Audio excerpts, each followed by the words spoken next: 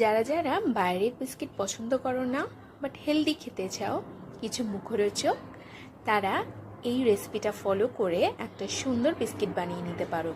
তার জন্য কিন্তু পরিমাণটা যেরকম আমি দিয়েছি সেরকম ব্যবহার করো।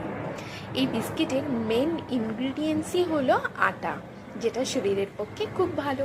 আর ময়দা তো এর মধ্যে একদমই নেই, বাইরের বিস্কিটে ময়দা থাকে। তাই আমি একটা বোলের মধ্যে আটা নিয়েছি, মৌরি, সুজি, 1 চিমটে নুন দিয়েছি, আর একটু দিয়েছি বেশি পরিমাণে ঘি। এইটাকে গুড় দিয়ে মেখে নেব। গুড়টা এমনভাবেই দেবে যাতে এই বিস্কিটটা খুব বেশি মিষ্টি না হয়, আবার একদম খুব কম মিষ্টি না হয়, কারণ এর মধ্যে চিনিও ব্যবহার করব। এবার ভালো করে আঁটো করে নিতে হবে। এর মধ্যে দিয়ে দাও একটু নারকেল কোড়া, বিস্কিটের স্বাদটাকে আরও বেশি বাড়িয়ে দেবে। এবার ভালো করে নাড়তে থাকো, আর কিছুটা মিষ্টি দিয়ে দাও, মানে চিনি দিয়ে দাও, যেটা মুখে পড়বে আর খেতে কিন্তু খুব ক্রাঞ্চি লাগবে। এবার ভালো করে মেখে নাও, যতক্ষণে না দেখছো একটা ভালো মুঠ হয়ে যাচ্ছে, মানে মুঠোর মধ্যে যখন তুমি এই ডোটা নেবে তখন সেটা রয়ে যাচ্ছে, মানে তোমার এই ডোটা একদম রেডি হয়ে গেছে। এবার জল দিয়ে ভালো করে মেখে নাও, ঠিক এরকমভাবে।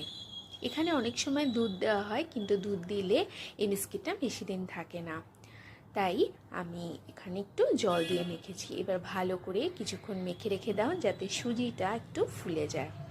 8 ঘন্টা রেখে দেওয়ার পরে হাতের তালু দিয়ে তোমার যেমন খুশি সেরকম ডিজাইন করতে পারো। আমি এখানে একটা পাতার শেপ করে নিয়েছিলাম। আর যা তোমার হাতের সামনে থাকবে, সেটা টুথপিক হোক বা ছুরি হোক, আমি এখানে চামচ ব্যবহার করেছি, দিয়ে পাতার যেই ধারের ডিজাইনগুলো হয় সেগুলো করে নিয়েছি। তোমরা এখানে দেখতে পাবে যে ওপরে চিনিগুলো রয়ে গেছে আর মৌরিগুলো ভিজিবল হয়ে আছে। চিনিটা যখন মুখে পড়বে খুবই ভালো লাগবে খেতে। আর এই বিস্কিটের বিশেষত্ব হলো বাইরের কোটিংটা খুব ক্রাঞ্চি হবে আর ভেতরটা একদম সফট হবে।